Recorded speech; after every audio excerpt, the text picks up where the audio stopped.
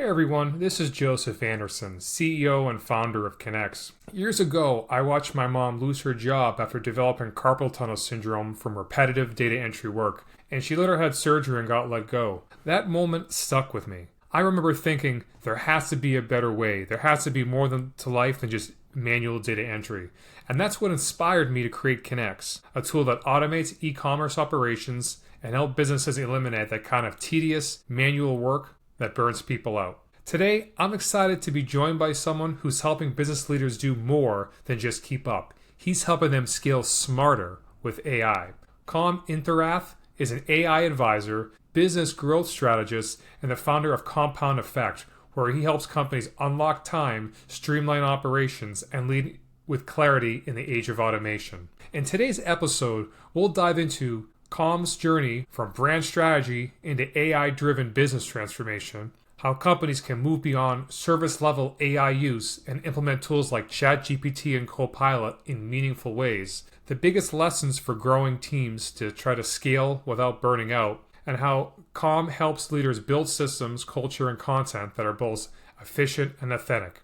So I want to thank you very much, Kham, for joining us today. I love it. Love like everything that you're doing here and the concept. I think, just sharing this with the world is a pleasure because just like myself, we all like to have hours back in our days and in weeks. So let's start with our first question. Kham, you bring over 20 years of experience helping leaders build operational clarity and growth. What led you to focus specifically on AI-driven business and transformation with Compound Effect? Over the years, I ran a full stack marketing agency. At the end of the day, the purpose was to help companies scale, right? They wanted more revenue. They need to do marketing and sales. But we were always at the forefront of technology. We were doing automations. We were a HubSpot partner, Drift, all the different technology stacks in the back end. We would practice what we preach and would train and teach our clients how to leverage these types of tools for automation. Then when ChatGPT boom came out 2 years ago, we were already prime position to evolve of what we're doing already in our domain expertise and scaling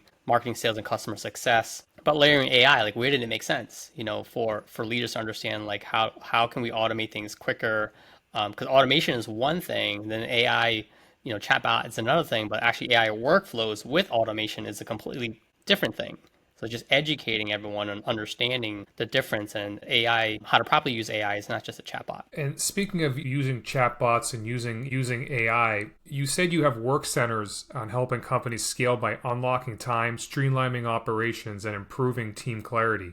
How does AI play a role in achieving these goals? The first thing that I typically do is just when I'm trying to help clients for different departments. Let's say I'm working with the sales department. So it's the sales leader and 30 different sales reps. We workshop it. So let's list all the tedious things that you guys don't like doing.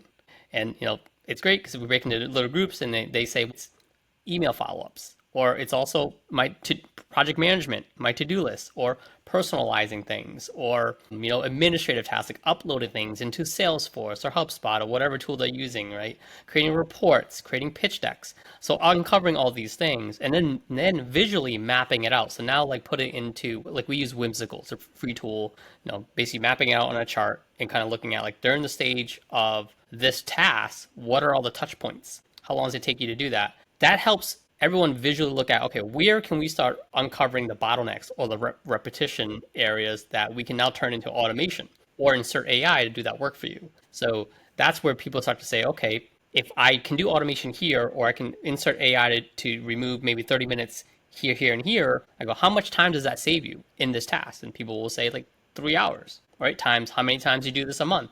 So now we can start calculating an ROI on just that one task. Then of course people are doing multiple tasks in their role. So now we add up all these things, Joe, and that's how people start to understand, okay, here's where I'm saving time. And then they present it hopefully to their leader or to whoever has the budget to say, I would like to pilot this so I can save, Speaking of saving 10 time, hours a week. I write software and code, and I used to use a site called Stack Overflow, and I go on Google and say, what does this error mean? And I'd have to go through a bunch of posts, most of which were irrelevant to me. I go on ChatGPT and I say, what does this error mean? And I get specific steps to solve it. So it definitely, the kind of answers you get, it's more of a question and answer. It looks over the internet and it's like speaking to a real person. Whereas I found when I Google search things, it's just, here's a bunch of sites and here's some paid ads that have nothing to do. You have to kind of sift through to find what you're looking for. So it definitely sounds like AI can unlock time and streamline operations by less time looking into things. 100%. There's always ways to uncover use cases. People just haven't gone through the process to step back and like just reevaluate what they've been doing. You know, a lot of times the feedback I get from these like workshops or even just this strategy kind of brainstorming is like, wow, we just never got a chance to like think about our job because you're just in it all the time. Yeah, I definitely agree with how AI can, definitely automate and kind of get you out of doing that, that day-to-day work. Now, I know a lot of people, and probably me included, we're still using AI in very basic ways, like trying to replace Google or even like drafting an email. How do you help companies move beyond that surface level AI and build something more meaningful, like a workflow? So if you had sales or even marketing or even customer success folks, right? Customer service folks, if you're doing a follow-up, the data is living somewhere. So you'll say you have, let's go back to the sales teams. You have 2,000 people in your CRM, and hopefully the salesperson updated the profiles, right? So again, the data is only as good as what you put in. So it's either garbage in, garbage out, or if it's clean data in and out. So their cadence, their firmographics, their demographics. Maybe that person likes to ski. Kind of like what type of projects. What's their pain point? What is the reason why they're talking to you? So all this information is in that client contact record. So you take all of that. You can have the AI, because as a human, you would go in and personalize your outreach to each of these people. That takes a lot of time. That probably takes 10, 30 minutes. Yeah, we host networking events and we've had to send out, I think, 300 invites, one by one. It's a lot of work to personalize. And one of my networking event clients actually use AI to send out 300 messages. So I understand how you can customize the messages and do that. So now you would then have, if it's an API or some type of connector, or, some people can use Zapier or Make to create a framework. Like, here's the types of emails I want to send out. Always have it be what's in it for you. So you basically set the parameters of what communication this is, set the goals of the communications, and then what's the action that you want the receiving person to do, whatever the goal of that email is, right? So now you have a framework and parameters, and now it can take that and scale it across the 2,000 content records that you have, create all this personalized content. You as a person still need to check it. I would never at face value just say hit send. There's got to be some type of QA from a human to check it and then hit submit and send it out. That's a flow right there, right? You can use a tool, Zapier or Make. Some of these workflows are already built into CRM programs, but if they're not, no, that's an option. There's a few different ways to get there, but that's kind of the flow. You got to take the data, define the workflow, insert the AI or automation with different steps there, and then QA the output, send it, and then have a cycle go back. So you can I'm sure you're going to send another email. It sounds pretty straightforward to make a lot of these workflows with Gemini, and I'll have to look into that perhaps off the call. And speaking of Gemini, as you know, Google just launched it. It's a new AI model designed to enhance how businesses use AI tools. Other than these workflows, what can you tell us about Gemini, and how do you see it fitting into AI strategies for companies today? Interesting enough, I think most people love to use ChatGPT, right? It's right the most common name brand, and then Gemini is coming in a close second. I test all these different tools out for myself. I like to practice what I'm preaching, but then I'm making recommendations for different things, like if it's creating content, doing strategy work, being that maybe that like coach advisor for you. I've been leaning on Gemini out more and more, Joe. I've just seen like the outputs better. It sounds more natural. And if you use deep research, so deep research is a way to have it do, like, let's say you're having to do a deeper, longer, multi-step research, and it comes back maybe in 5 to 10 minutes. ChatGPT can do the same type of deep research. You have to like toggle it and turn it on. Gemini, I feel comparable side by side, is more accurate and better. So I'm definitely leaning on Gemini more and more lately. And so speaking of leaning on AI for various job functions, authenticity and culture are essential to leadership. How do you advise business leaders to balance adopting AI technologies while maintaining a people-first culture and authentic brand? You have to get them involved with how are we using this tool to make my life easier in my role, my department, my company. So like, and going back to the workshop that we typically do in the beginning is you having the leaders get involved, you have these middle managers, these workers get involved. So, and then they're providing different insights. And then you say, okay, where does it make sense for you as the human to QA this process, this workflow, and where do you feel like this idea, this use case is going to be most impactful? Because a lot of times they'll have 3 to 15 ideas, so they get involved in like ranking it because they are the ones working it and using it because it's a tool. So we're teaching them how to use this tool and how to properly use it safely, right, with privacy and concerns and things like that, proprietary information. So they're involved throughout the process, Joe, and that's how they are gonna always feel there's a human touch to it. It's when we see or hear of these companies who might be laying off folks, or they just like, hey, here's everyone's license to Copilot or ChatGPT and just go, but there's no training, there's no literacy, and they're not really involving anyone for feedback. They're like, here you go, and all of a sudden you get a notification in your inbox, you have Copilot today, but no training. That's when like the human part is removed, when there has to be ongoing training and ongoing feedback loop from all the people that are expected to use it. Yeah, I agree. I think there needs to be a strategy for if you're going to replace or augment an employee, like this is a chat system, this is how to use it. It sounds like they need like a training manual, some videos. They can't just kind of jump right in. I agree. It's not quite there yet. And it's ongoing. And the technology, I mean, I'm looking at it every single day, and it's like it's changing so rapidly. It's even challenging for me to keep up. I can't imagine a leader in their department or company figuring out how to roll this out, and then all of a sudden it's evolved like 5 times since you last touched it.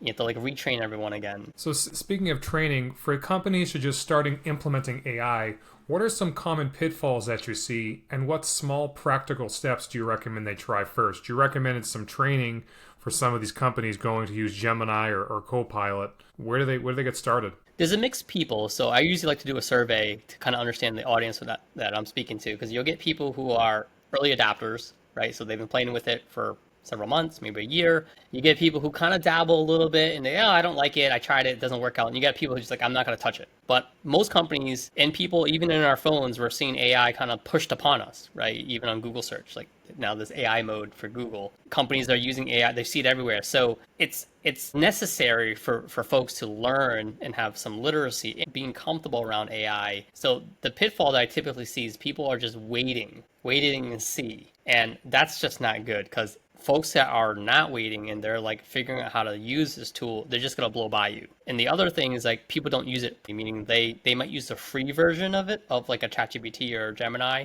versus the pro version. It unlocks just a lot more features. It's just smarter, more powerful. There's a lot other like custom AI workflows that you can build. They call them custom GPTs for ChatGPT, like these like assistants. So it's just a lot of these things that people aren't aware about because they've been using the free version, Joe, forever, and they think that's what it is. But I'm like, oh no, you actually haven't seen the whole power. Yeah, I heard there's some advanced data models. I haven't quite gotten that far into ChatGPT yet, but I think it was like $200 a year, so $200 a month or something like that. I forget the fee. The Pro, so ChatGPT Pro is $200. You get unlimited. The Plus is $20 a month. So I think the ROI is easily there. I mean, for anyone trying to figure out to save at least $30 to an hour a month, for $20, you can have a chance to kind of get a glimpse of like what are you missing out on.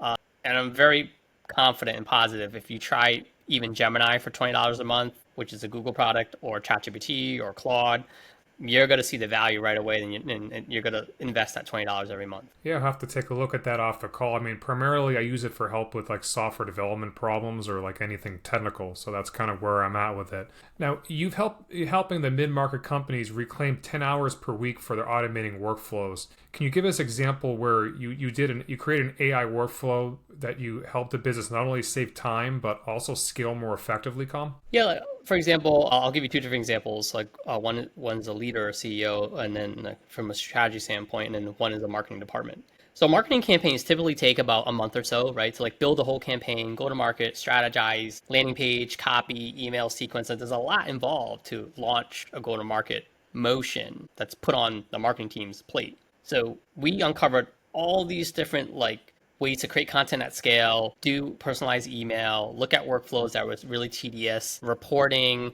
research, even creating landing page copy, building landing pages, designing things for social media. So all these steps that need to get involved. And we cut that down to 2 weeks. So 4 to 6 weeks on average is what a campaign would take to build, down to 2 weeks to go live. That's one example. For an executive, they typically are looking at strategy, they're looking at numbers, they're looking at new ideas, they do a lot of communication. But also, one great use case is like you can build your own personal like performance coach or therapist, whichever one you want to call it, Joe, right? And have that be that business advisor, that business therapist, that business coach for you, right? Where you can confine with an AI to think through things with you versus like, working, like waiting to have an appointment with maybe a mentor or a coach or a consultant. So all these different things that a leader would do, like a CEO, you can start to add up all the hours saved, from strategy to reporting to ideation to validation to even just emotional support, right? Having conversations with the AI, 10 plus hours a week saved. Yeah, that's a lot of hours a week, 10 plus hours, and you're paying somebody $50, $75 an hour times 52 weeks out of the year. That's pretty major savings for what amounts to $20 to $200 a month, Kham. It does. And the value, it's subjective. I mean, that's just the feedback I get from people. I'm like, hey, how many hours have you saved this month or this week? And I've had numerous people come back say I've saved 10 hours. Other folks I've saved 5. Yeah, you say hiring a part-time employee, it's hard to hire people. And that's a common thing I hear too from leaders. They're like, it's not that we don't want to hire more people. We have a tough time hiring people. We can't find good talent.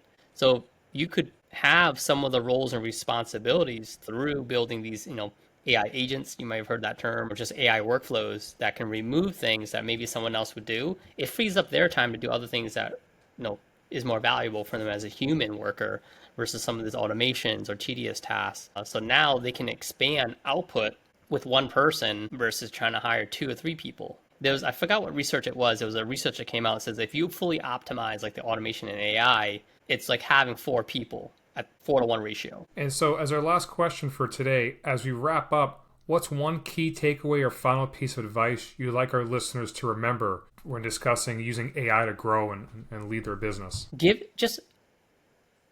If you don't understand it, you can just ask it. This is my role. Here's what I do. How can I use AI to better my role? So it will give you ideas and advice. And I'll give them one extra advice too. Is like, so just doing that on a weekly basis, but then trying different models. I think try ChatGPT, try Gemini, just to see which one gives you a better output. And they're free to use on the free version. The free ones are still pretty good, but that's the best thing. It's like just use it. Just like anything else, it's like repetition. You just got like the habit of doing it, because it's going to be more and more prominent. I like how ChatGPT, what makes me use it more is it says, give me feedback on the answer. Like I was asking it about a programming question, and it says, if you give me more information, I can give you a more descriptive answer. I'm like, that's really helpful. So I like how it's a very helpful. I like the positive language that ChatGPT gives. And that actually goes back to one of your earlier questions, Joe, is like, what are some of the common maybe errors, or is people treat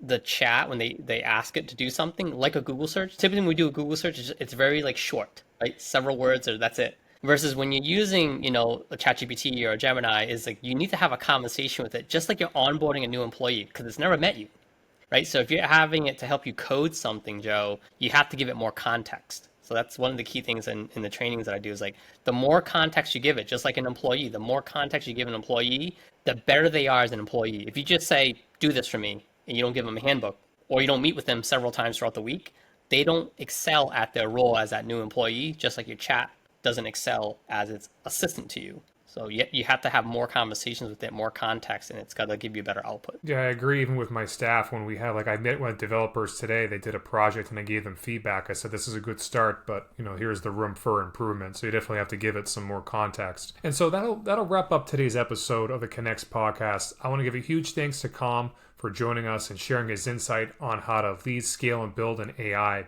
If you're feeling the need to streamline your operations, reclaim your time, and grow with clarity, make sure you check out more from Kham at The Compound Effect. If you're looking for the tools to eliminate manual data entry, reduce burnout, and automate your e-commerce business, head to connexecommerce.com to learn more. Don't forget to subscribe, leave us a review, and share this episode with a founder or a team leader who's ready to take the next step into a smarter and more sustainable growth. Until next time, thank you, Kham. Great. Appreciate it. Thank you.